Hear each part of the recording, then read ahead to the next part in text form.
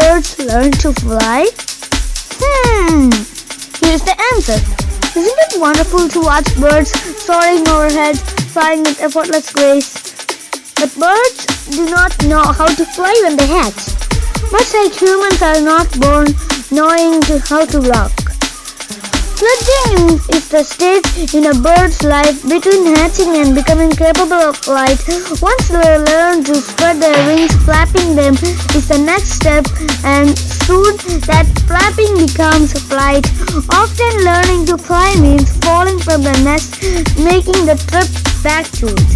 Learning to fly is a process that involves a little trial and error for the young birds, relying not only on instinct but also some practice.